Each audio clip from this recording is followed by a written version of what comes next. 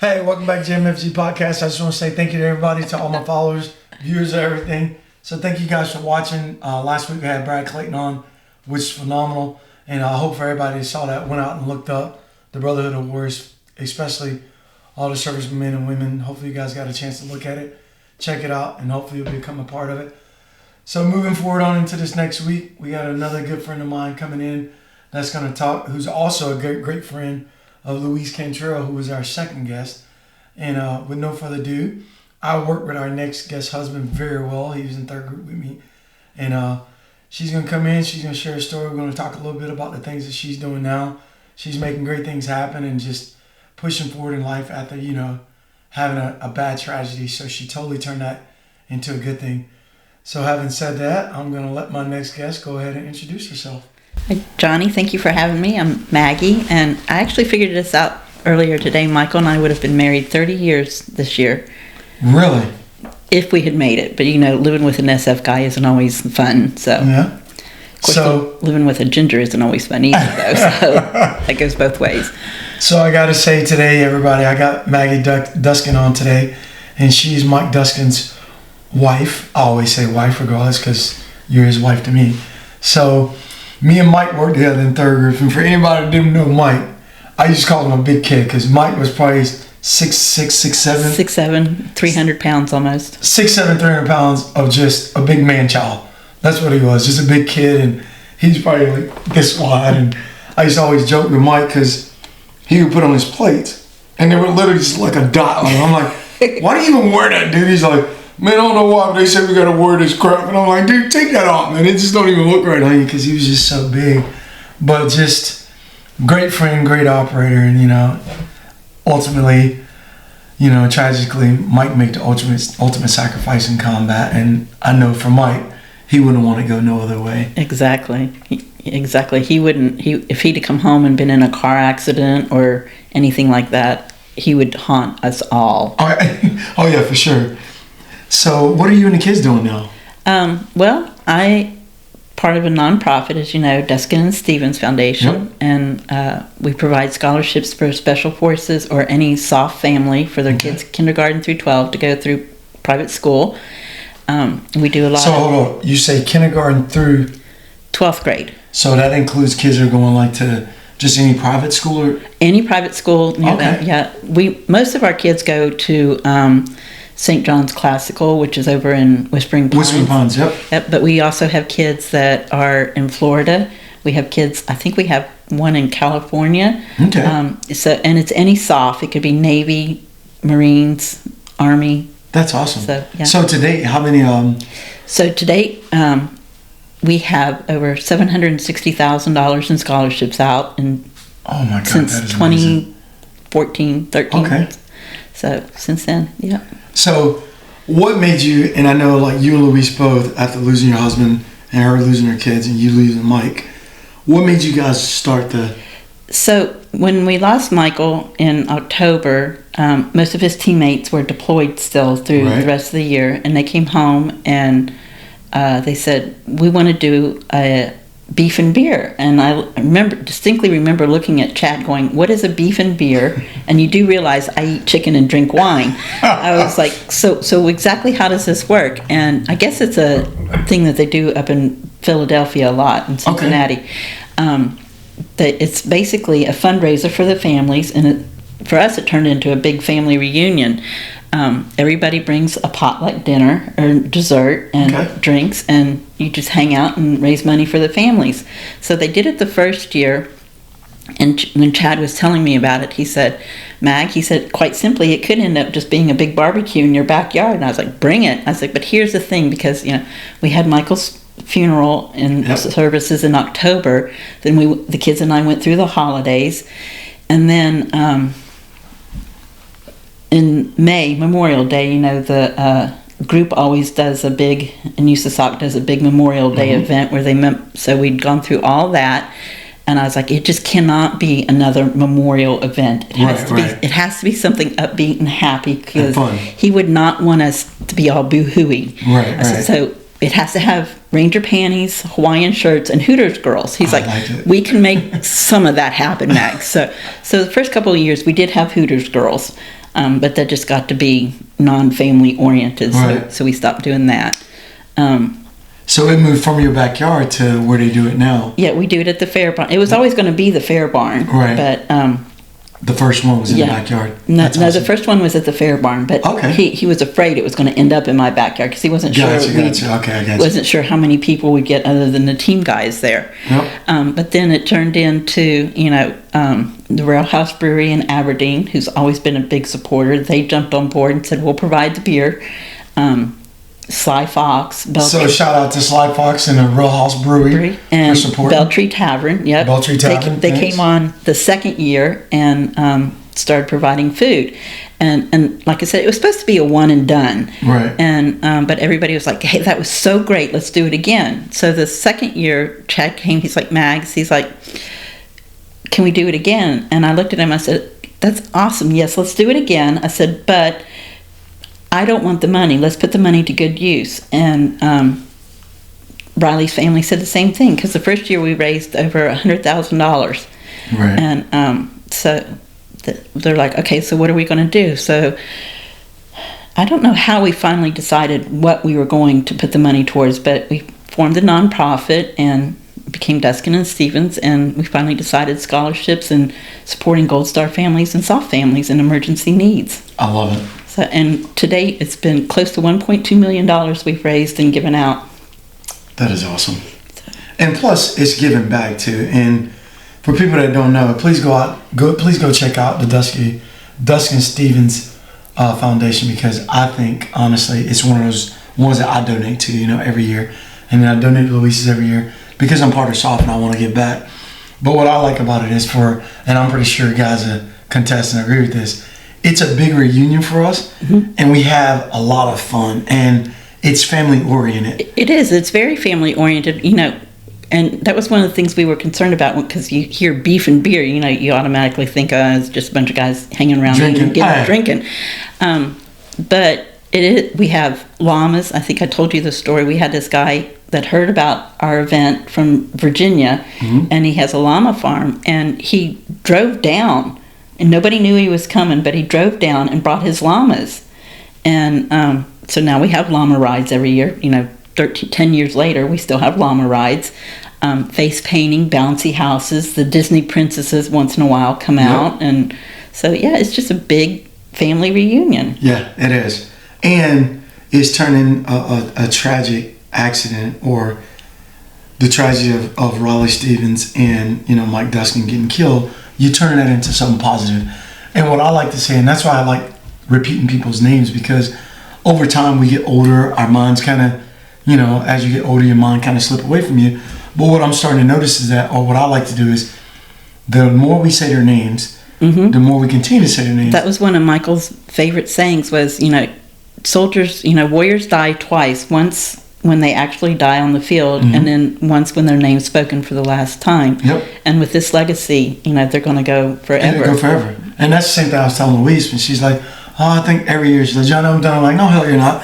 Get your butt in gear and go do it," because those girls' names are going to live forever. Yep, we had the discussion on the way here. I mean, her and I talk just about daily, and it's like, "Oh, we got to get ready to do this again this year." I love it. Yep. And she said the same thing. She's like, I was like, "No," I said, "I'll meet you there. We'll get it done." And she does the same thing. And because I've several times, even though I actually really don't do a whole lot with our foundation, right. I have a board of directors that does everything, and they're all either active duty, retired, or a military spouse. Right. And they're all volunteer. Nobody gets paid. So they do all the work, and they just tell me when to show up. Yeah. Which that's good. That's how it should be. It's great for me, and sometimes I'm like, "Nah, I don't think I want to do that one." Yeah. That's really early in the morning now. I'm not going to be there. And that's good. So, so I just show up, but they really do well pulling things together. And we just brought on 2 new board members. One's an active duty at Third Group, and the other one is the former owner of Rail House. Nice. So good deal. They're on our board of directors now. So for the guys at Rail House, what'd you say? Rail House, Sly Fox, and Beltree. And Beltree. Rail House, Sly Fox, and Beltree. Thank you guys so much. If you guys are watching this, I want to send a shout out to you guys just by saying thank you for supporting this event, because it's been a great event over a decade now. So yeah, it's You know, and it's funny because some of the old guys, you know, that knew us early on, back when Michael was on B23, they're like, I can't, Mag, you know, Teddy Lanier was one of them. He's like, Mag, he's like, I get to the parking lot every year, but I can't go in. I said, Teddy, just come in. If you come in, you'll see it's not what you think it is. It's not. And somebody said, well, how can you have a party? I was like, well, it's not really a party either, but you know, but it's a gathering. Yeah, you know, it's phenomenal. So let's switch gears, Maggie. So take me back to that day, if you can, when, in being in the military, I know if we lose somebody, first thing they do is we usually try to send a chaplain, a casual assistance officer, and somebody else that's close to, that either knew the fallen or was close to the fallen or somewhere in that room. So it's not just some stranger showing up at your house. Yeah. So how was that day for you? Do you remember that day? It's very distinct still, because I remember chatting with Michael through Messenger on the computer, and he had told me we're going out to do a mission. We got info on the guys that killed Riley, and we're going out to get him. And I was like, okay, but you know, it didn't really dawn on me what was going on. Right. You know, even though I kind of knew what he did, but not really. Oh yeah. And but so when I went to bed, you know, because time hour difference and everything, I remember waking up and just feeling out of sorts. Right. And checking online all day. Where is he? Where is he? Why isn't he checked in? Because, you know, you never know when they're going to check in, because internet is intermittent over there. Yep. And we lived in a cul-de-sac, and I remember seeing 2 cars circling this cul-de-sac. What are they doing? And finally it got to the point where I had to go get Lexi at school, and I went outside, and the cars were like parked down the street, and these 2 guys came walking up in soldiers in uniform, and I'm like, oh. And I remember at the moment I saw them, I thought they were there to recruit Jake. And I remember telling him, he's already at school, and he's already signed his enlistment thing. And they're like, we're not here for that. And I was like, well, you're not selling Girl Scout cookies, you know, because sarcasm is just my way of dealing with things. And and I'd seen Pat Shorn came with him. We were really good friends with him, because it worked out that he was always coming home when Michael was leaving. Right. So, you know, high five in the sky, you know, you got wife duty. And, but I hadn't seen him because he'd been gone for 6 months. So I didn't really, and it just didn't register what was going on. And I was like, well, why are you here? And they're like, well, we're here to inform you. And I was like, no, you're not. And he's like, yeah, Mag, we are. And I was like, oh, shit. And he grabbed me, and and I looked at him and I said, can you come back later? My house is a mess. You know, I said, you can't come in right now. They're like, yeah, we'll come back later. I was like, no, I'm just kidding, really. I said, but, you know, I do have 3 kids and 2 dogs, so don't expect, you know, eating off the floor clean. And they came in. So all you can think of now is that the house is dirty. You know? Yeah, exactly. And plus that's probably a defense mechanism too. Like, I don't want to hear what you got to tell me right now. That was always it, because, you know, they have you do the pause packet every time before you leave. So we always had, you know, and this was his 7th deployment, so we always had the conversation in the garage, you know, if something happens to me, you do this, and this, you know, and, you know, and so I knew what I was supposed to do and how things were supposed to go, but the reality of having to actually make that happen, it just was, and we always joked about, well, you know, even if you see my body, don't believe it, because, you know, I'll send you a postcard from Mexico because we can live cheaper down there, you know. So even for a year afterwards, I was waiting for that postcard to show up, and it just never did. So now, what about the kids that day when they came in? How did they? So Pat's wife actually went and got Lexi at school. Jake was driving. Nathan was actually stationed in Germany at the time, and his wife was living in Sanford with her parents, and Jake came home from school and he had a carload of kids, and Pat went out and he's like, Bub, your mom needs you need to take the kids home. And I think right then he probably knew what was going on. And when I called Lexi's school, the principal, I said, hey, somebody's coming to pick Lexi up. She's not on the list, you know, because there was no reason for her to be on the list. And he's like, please tell me this isn't what I think it is. He's a former Navy guy. I said, it is. He's like, oh, I'm so sorry. And another reason why we like private school, they just... Everybody know everybody, little family community. That makes sense.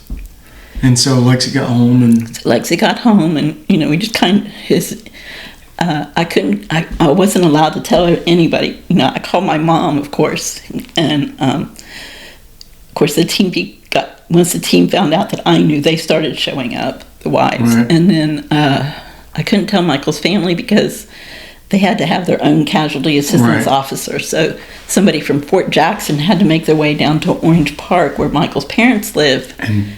But finally I got, I think it was 10, 11 o'clock at night, and they still weren't there. And I was like, I got to call them and tell them. I was like, I can't wait any longer because, I didn't want them to find out some other way. I got you.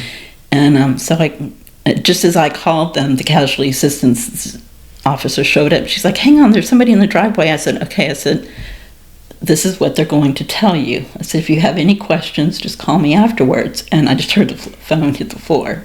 So, and then... Take your time. So, I want to say probably 6 months later was probably the first time I left my house by myself. Right. So just, even now, 10 years later, it's like, when we first talked, I was like, how did Nathan was able to get himself on Michael's Angel flight home from Germany? And that was the year that there was a hurricane outside of Dover Air Force Base. So it had everything jumbled up, and they couldn't get Michael to Dover to get him, cleaned up and home and everything. And so that took some time. And I still don't know to this day how Nathan got from Dover to my house. Yeah. And he probably caught a flight, or somebody gave him a ride. Somebody, he might have drove, Somebody somewhere got him home. And then, but I remember through the whole process, the casualty system, everything is basically done for you. I just have to sign off on everything. Right. And especially once they see the pause packet and see what Michael wanted. And I remember my friends had come in, my friend had come in from Nashville, and my other friend had come up, who was actually Michael's uncle's wife, who we had lost Uncle Doug in January or February of that year, and we were really close. And so she came up from South Carolina, and I had all these women in my house, and I was like, which was good, but at the same time, here's all these women, and none of us had black shoes. Of course, me, I'm always in flip-flops, so, I'm like, I'm good to go. But, so I remember we went to Belk in Cross Creek Mall, and I thought somebody can find shoes here. Right. And I remember getting the call from the casualty assistance officer, who was Alden Lynch was his name. He was phenomenal. And he called, he's like, Mag, we got a problem. And I, Really? We only got one problem right now? It's like, we got a lot of problems. Right. We can't find shoes. I was like, I'm shoe shopping. I was like, and I don't like shopping, at least this way. And he's like, we can't find a casket big enough for Michael. And I was like, what? I was like, what do you mean? I was like, well, that makes perfect sense. I was like, well, you had a box to get him from Afghanistan to here, so just put him in the same box and just get him home. And they're like, you won't be up? No. And I'm pretty sure he don't care. So just get him home so we can get through this and get it done. Right. And as soon as I hung up, I remember standing around looking, and there were all these old women in the jewelry department looking at me, because I'm sure there was a few cuss words involved. And they were just looking at me. Did she really just say put her husband in a box? Just get him home? Just get him home, yeah. So, but... And then, you fast forward from all that. Do you remember, and this is for all our viewers out there, hopefully it's a help, but from the day of the service, was that all a blur to you, or do you remember that? So, at the time we buried Michael was when the Westboro Baptist people were rioting. Weren't they protesting, rioting? Protesting. At funerals and stuff, yeah, I remember that. And they were actually afraid that it was because they had protested a funeral of the two guys that were killed between Michael and Riley. Mm-hmm. They had protested one of those funerals, and so they were kind of worried about that. And since, like I said, we lived in a cul-de-sac, and it was just going to be me and Lexi, I was like, how are we going to get through this without anybody knowing where I live? Right. And that was when the SF Brotherhood came in on their motorcycles. Yep. And the funeral home brought the limousine and everything straight to the house, and so we rode in that way. And I'll never forget, because the motorcycle lawn was as long as the road into my house. That's awesome. So, and of course, Michael had worked with the Harnett County Sheriff's Office. Yep, I remember that. And so they had the streets, had everything blocked off, so it was smooth sailing into Spring Lake. So, and fortunately, we did not get rioted or protested. That's good. So, which probably would have been interesting, but sideshow. But oh yeah. And so after the service and stuff, we'll back up. How was the kids during all this? How was Jake, Nathan, and Lexi doing all this? I think we were all just kind of in shock, because this was, Michael was the one guy nobody expected. Right.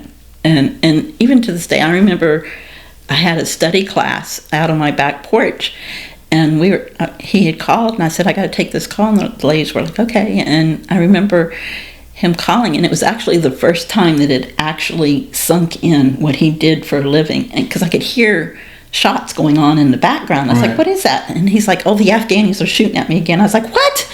And he's like, don't worry. He's like, they're terrible shots. And I was like, yeah, but you're a big target, dude. Yeah, exactly. And he's like, I'm standing behind a rock. I was like, you mean mountain? Yeah, exactly, because you're a big boy. Yeah, I was like, you are a big walking target, dude. I was like, if they can't see you, they can hear you. So, and he's like, Mag, it's okay, just calm down. And I'm like, okay, and so, and the lady, I sat back after the conversation was over. I sat back down, and the lady's like, what does your husband do for a living? I said, evidently runs from bullets. I was like, and of course, I have a sick sense of humor, and they're like, because I remember one day somebody, there was a period after, I guess, the anger phase of grief. Somebody asked me how he was killed, and I was like, caught a bullet. He didn't run fast enough. And they're like, that's pretty sick. And I'm like, but it's kind of true. Yeah.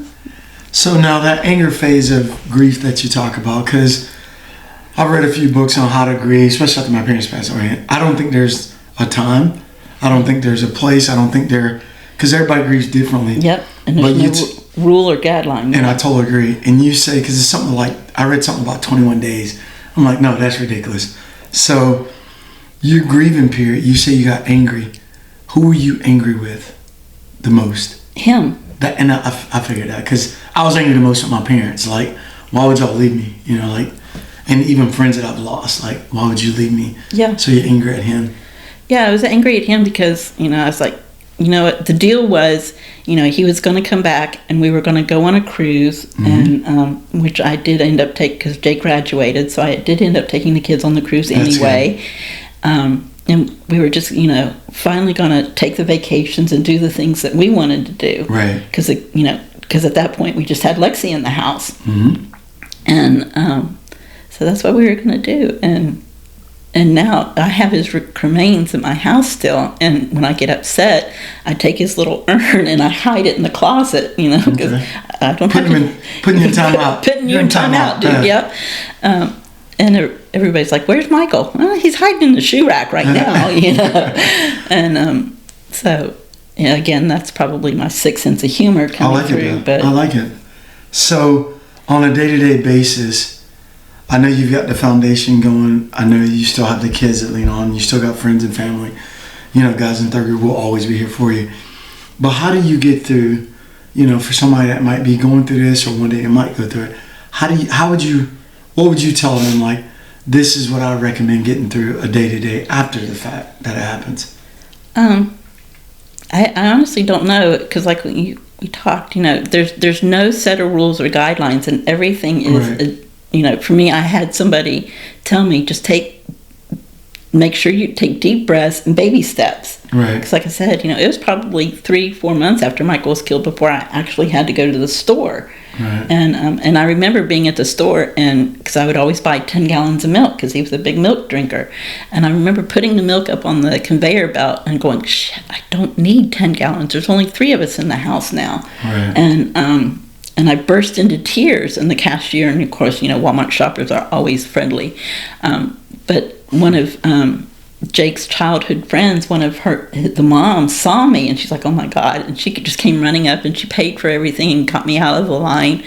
And she's like, "I am so sorry." She's like, I had seen her at the viewing, but hadn't, I pretty much, self-sequestered at that time. And and she's like, "How are you doing?" And I said, "Well, I thought I was doing okay, but I guess I'm not." Right. And even now, 10 years later, there are days, where I just, that song will come on the radio, and I have to pull over. And the big one for me is the Ballad of the Green Beret. Oh, yes. I 10 years, I can't hear it. I just can't. And and for me, a lot of it was, I was so busy being Michael's wife, right, and the kid's mom, that Maggie got lost somewhere in the mix somewhere. And now here we are 30 years later, like I said, Michael and I would have been married 30 years this year. I still don't know who Maggie is. Right. So trying to find myself in the mix of all this has been an interesting thing. Well, you're searching for who Maggie is, but I can tell you now, Maggie's probably stronger than anybody, that I know. No, that would be Louise. Louise, you and Louise both, but at the end of the day, and you've lived that identity also of Michael's wife and, the kid's mom. So now it's just time for you to find, who you are and what you want to do, and then you just gotta kind of go for it, Yeah, and then, like I said, I talk with Louise just about every day, which, I'm sure she's like, "Oh God, it's Maggie again," No, she probably needs that though. When you think about I'm pretty sure I'm her comic relief. Yeah. She spends more time laughing at me than. But she needs that more than you would ever know, and more than she would ever know, because y'all both went through losing, a husband, a lifelong relationship, and a commitment with somebody, and now you don't have that, but you have each other. So that's great, that you guys have that. It is a good, one of the best things that came out of, because Louise lost her family in April of that year, and then I lost Michael in October. And it wasn't really until about 6 years later that we came together as friends. That's awesome. The warrant officer course, as part of their course, they take the candidates up to Arlington, and each candidate has to do a biography or autobiography on one of the fallen. And Brian Mazzaro had asked us to come up and be there when they did that. And of course, I said, "Michael's not even at Arlington." I said, "Please tell me I don't have to get on a plane and bring him with me, because that's going to be awkward." And he's like, no. He's like, "We'll talk about Michael off to the side." And I was like, "Okay." I was like, and that's when Louise and I hit it off and became friends. That's awesome. That's good stuff. And so now you're doing the World Trade Center? Not World Trade Center. The GWAT Memorial. GWAT Memorial. Yeah. There we go. Mike Rodriguez had come to me at the Beef and Beer one year. I want to say it was 2016, 17, something like that. Came to me and he's like, "Mag," he's like, "I'm working on a project." And I was like, "All right, what are we doing?" And I said, he's like, "It's going to test your limits." And I was like, I was like, "Okay." I was like, "What are we doing?" He's like, "I can get more information and I'll tell you about it." I was like, "Okay." So about 6 months later or so, he hit me up and he's like, "I know you don't like to tell your story, and talking about yourself is your least favorite thing." He's like, "But," and I was like, "There's always a but." Oh yeah, always. He's like, "This is what's going on." He told me about it. So what it is, it's they are building a memorial in Washington, D.C., and we just got authorization to do on the mall, and it'll be right by the Lincoln Memorial. Okay. We're building a memorial to the GWAT, and it will encompass everyone, not just the fallen soldiers or the policemen or the firefighters at the World Trade Center, but everybody that has been killed or died due to the GWAT. Okay. And they just announced who the architect is. And what's interesting is this is the first time in 20-some years that somebody's been got permission to build on the mall. Yeah. And normally you have to wait till 2 years after the event occurred, like Desert Storm or, I think it's Desert Storm, just got permission to build. And we got it passed through Congress, and President signed off on it. And that's awesome. So... That's good. And it'll be publicly funded. It won't be nationally funded. It's all private donations that are making it happen. That's good. That's good. So when do they project that to be done? Probably 2025 for breaking ground. That's not bad at all. Mm-mm. So 2025 break ground, they'll be done, what, 2 years probably? Probably, yeah. So 2027? Hopefully. Hopefully I'll be around to see that, I hope. You will be. I hope so. That'd be good. And so you're doing that now and you're on the board doing that? I'm just an ambassador. I'm not on the board. Okay. Yeah. So you're an ambassador, which is awesome. Yep. So. And so right now, we're going to back up a little bit where you say you're finding who Maggie is. So where do you think that road's going to lead you? That's interesting because right now it leads to Italy or a piece of property on the land somewhere. Okay. For my 40th birthday, Michael always said he would take me to Italy, but we didn't get to go. And so now I'm like, it's always been a dream to go to Italy. So houses are really cheap over there. So are you thinking about moving to live or just kind of?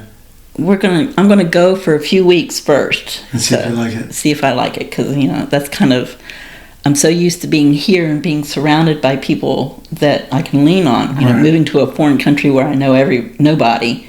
The only good thing that could be good and bad though. Yeah, it could. I know Louise would come visit. So, definitely. And Lexi and my kids would probably come visit. Okay. So that's good. So how are the kids now doing with everything? The kids are doing great. Like I said, the oldest was stationed in Germany, and he came back and he got stationed in I want to say Louisiana for a while, because it was like the first time in a long time all of us had been on the East Coast. Right. The youngest, Jake, went to Ranger Battalion and fulfilled his dream for that. Yep. I see he's shooting a lot too, so that's good. So they, Jake just got out of the Army after 10 years, and Nathan retires in October after his 20. Nice. So what is Nathan going to do after he retires? Does he know? They're going to move back here, and he's talked about possibly opening up a shooting school. Him and Jake going together and doing a shooting school, because, as you know, shooting is part of the Duskin way of life. I like it. And so they talked about doing that, but on the side he does some tuning for cars. He does some high-speed tuning stuff. Any grandkids? He has a 13, maybe 14-year-old, and we have a 9-month-old. Nice. Good deal. So, and the other two, they can barely take care of themselves. So Jake and Lexi, they're going to have to wait a little bit, huh? Yeah, they're going to have to wait a little bit. Lexi says, no kids, Mom. And I was like, well, I'm good with that. That's good. You live your life. That's it. Well, it's good to hear that the kids are doing good and excelling. That's a good thing, Yeah, you had to ask me once about, was there any kind of rebelling? For my kids, there wasn't. If there was, I didn't know about it. Because Nathan was married at the time, so if he rebelled, then his wife dealt with it, not me. She got all the blunt force trauma from that. Jake, we live in such a tight community that there was really no room for him to rebel. So maybe once he got down to Ranger Battalion, he probably rebelled a little bit and went off the rails, but it's kind of hard not to do in Savannah. So yeah, exactly. And what about Lexi as a girl, being a daddy's girl? How did that work out? That was the one thing I was mad at Michael most about, because I taught the boys how to drive. Right. And he was supposed to come back and teach Lexi how to drive and, teach her how to do all the things with a car that a girl needs to know how to do so she doesn't get ripped off, right? So she missed out on all that. And but I ended up having to not only teach her to drive, but then had to reteach her how to drive a stick. So that was interesting. I bet. But she's doing well. She's working at a tattoo shop. Good for her. Is she in Fayetteville? Or? She's in Fayetteville at Sacred Raven. Okay. She works there, and she actually called the other day and said she was thinking about becoming a graphic artist. Oh, well, good for her. That's good. I was like, okay. That's good. And that's got to be, as a parent, that makes you feel good to know that, especially knowing that the kids lost their father and they're still being productive citizens of the society. So to me, that's awesome. Yeah, they've been really good. I remember Jake got pulled over one time. He was out goofing around, doing stupid redneck boy stuff, and got pulled over. And the cop, he was very polite. And she's like, the only reason I'm not giving you a ticket or taking you to jail right now is because you are such a nice young man. That's good. So, and I remember one time I had a big Ford Excursion, and the route would be to take Lexi to school and then drop him off at high school and then reverse on the way home, right?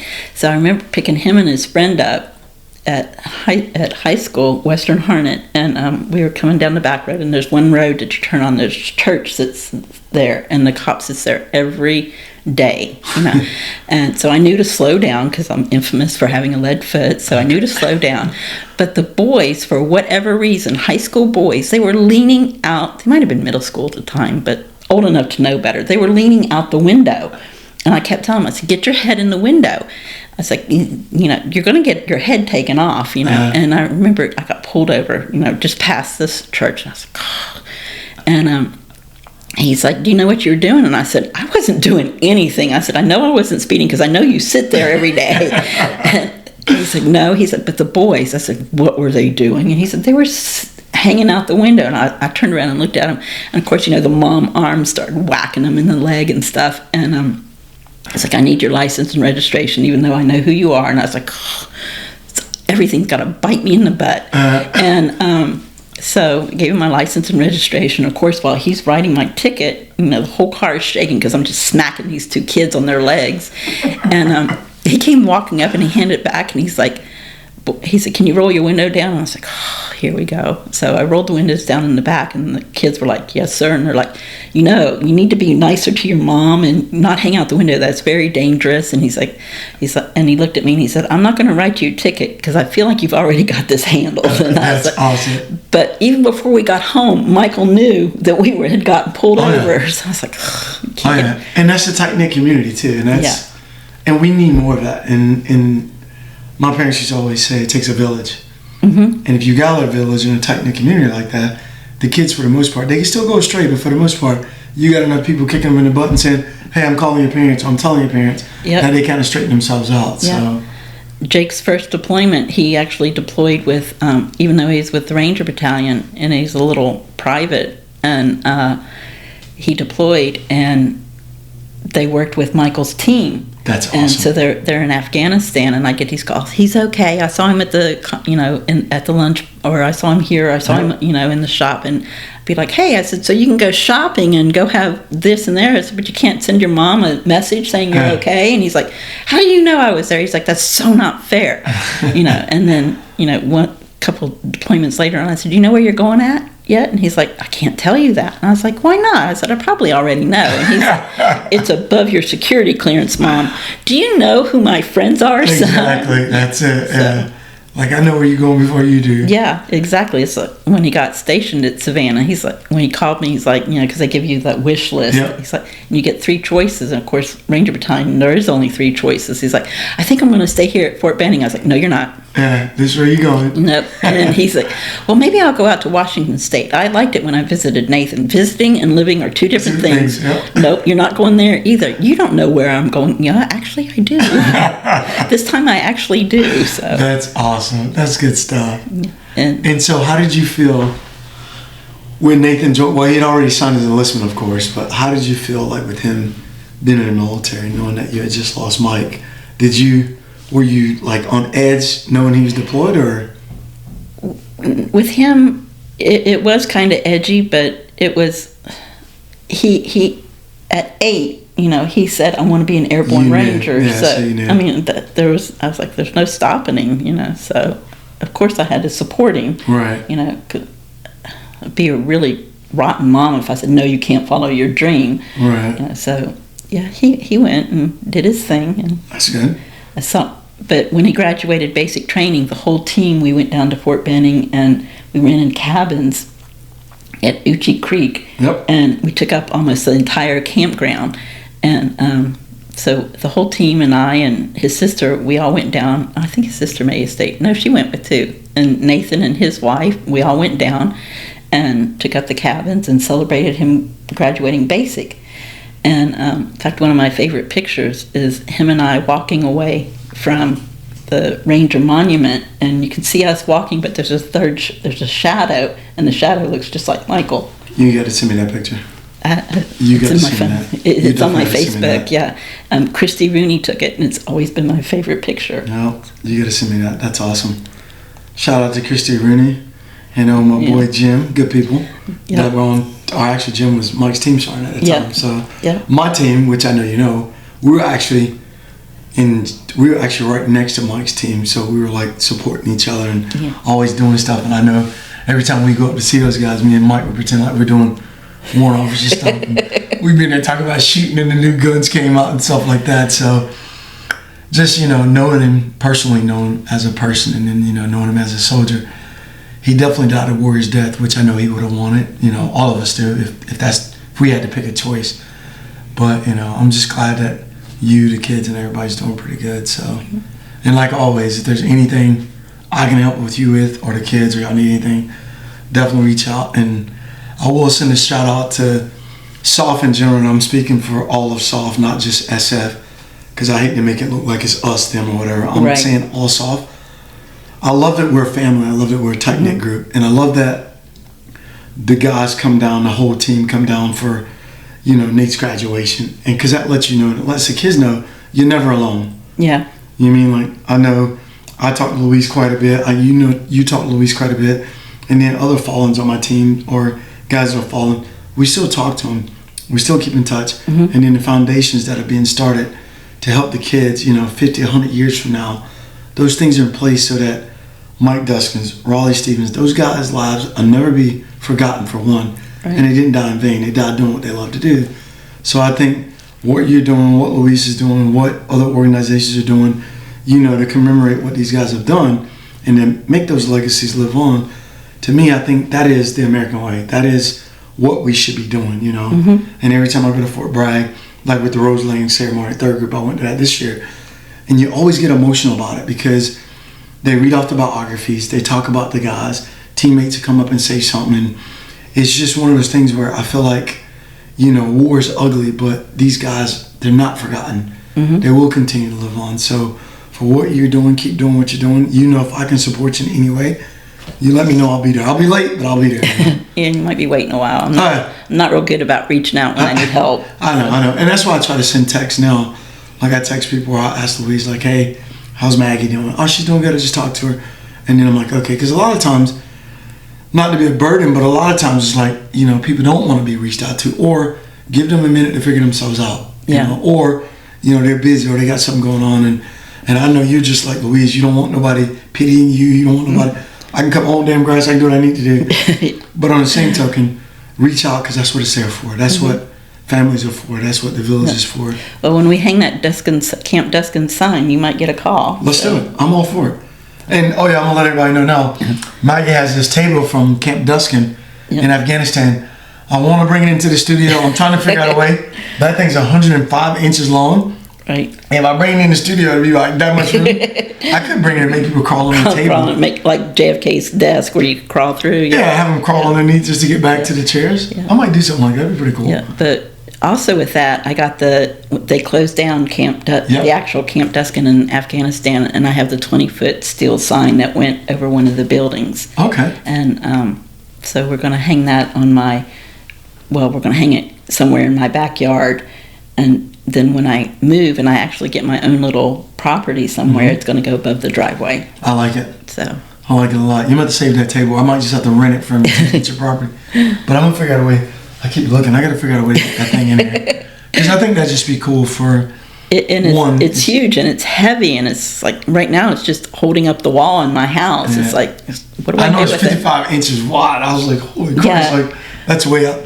That's way out there. But I was like, that'd be pretty cool just to have it in here and just to commemorate, the third group legacy. Lexi and I talked about it, and I said, and I told her that I was thinking about giving it to you. She's like, "Oh, Mom, that would be great because he would appreciate it." Oh, hell yeah. Yeah. And then all the third group guys, that come through on the podcast, they would be like, "Oh my God!" And I know a lot of guys been to Duskin. I've been to Camp Duskin. They'd be like, "Man, I remember this table," So at the end of the day, we're gonna try to figure this thing out. I'm gonna have to get a bigger studio or something, but we got to figure it out.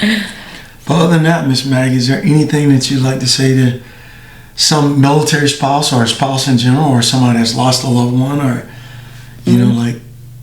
I get asked that all the time, and like I said, 10 years later, I'm still trying to figure it out. Right. Just deep breaths and baby steps. I mean, there's no finish line, because grief is like physical therapy. It's up and down, right. And there's no end. You got to face it every day. Now, do you think every time you share your story, does that make it? I know it hurts at the time because I can feel it sitting in here. I can feel the love, the pain, the hurt, the anger. Does it help when you share the story? Because the premises behind this, or the mission statement behind this, which you know, is helping through sharing. Right. So I want people, not just military, but civilians all alike, humans in general, the human race, not black, not white, the human race. Right. I want people to be able to get something out of this, but I also want people to share in their stories. I don't want it when you leave, you're like, oh my God, Johnny Glenn brought it all back up again. I'll be honest, I will probably have a rough day the rest of the day today, and some things may get done and some things may not get done. Right. But that's just, I don't have to report to anybody. I don't have to explain myself, and that's the biggest thing is you're grieving. You don't have to explain yourself to anybody, even if it is 10, 15 years down the road. And just the biggest thing is don't lose yourself in the process. Don't become that person is like, I'm so-and-so's widow, I have a hard time right now. Help me, dude, help me. Yeah, not even help me, give me. Don't become, don't make that your story. Right. Because the story is them, not you. Not you, yeah, exactly. So. And now, the story now is you being you and you finding you. Yeah. To live, whether it's through them, by them, or with them. Right. So at the end of the day, we see that. I've seen that quite a bit in the community now, where wives or widows are, give me this and give me that, and it's been 4 or 5 years, and you're still asking guys to do things. And I'm not saying we're not there to help, but it's like, at this point, put one foot in front of the other and start. I talked to I don't remember, Sergeant Majors a couple of years back, and he's like, one widow, her husband had died 10 years prior to this. She's still asking the group to pay for her to move. And that's and she's moved three other times, and I'm like, no. And when we had the Duskin 3-gun match out at Fort Bragg, they came out and they're like, if you need anything, I was like, I won't call you. I can promise you, I won't. I won't be that one that calls. Yeah. I said, if I do call, you better pick up because there's something serious. Yeah. So. And that's good, and I'm glad that you and other widows out there putting one foot in front of the other. You're keeping moving. You're finding positive things to do, and to me, I think that's awesome. Because if you don't do it, and Luis don't do it, I can tell you right now, Mike and Dwayne, they would probably haunt you guys. Yeah, I'm pretty sure he haunts me now because when the laundry piles up, the certain ceiling fans come on, and I'm like, I know I didn't turn that on. Especially in rooms that he's haunting you. He's letting you know, like, hey, you get them clothes up. I don't know what you're doing, but you need to get shit together. Exactly. So, So, but anyways, always a pleasure. And hey, for you guys out there watching JMFG podcast, the Dusty Stevens Foundation, go look at it, check it out, donate to it. Now we got the GWAT coming, which I think is going to be awesome and cool in itself. So hey, go donate to these organizations, look at them, guys. They're doing great things. And what I like about what they're doing is they're actually paying that forward to the scholarships to the kids. It's not about us, because like I tell people, we've lived our lives, we've done our things. It's all about the youth and how do we make.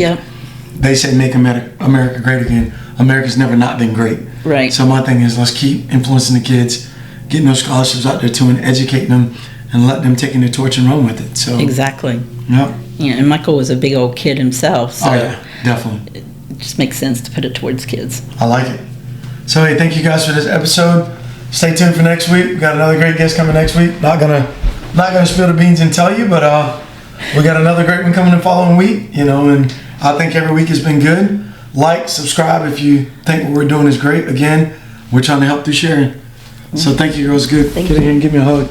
It was good seeing you, and I love you. And if you need anything, you can call me. I know you won't, but call me whenever you want.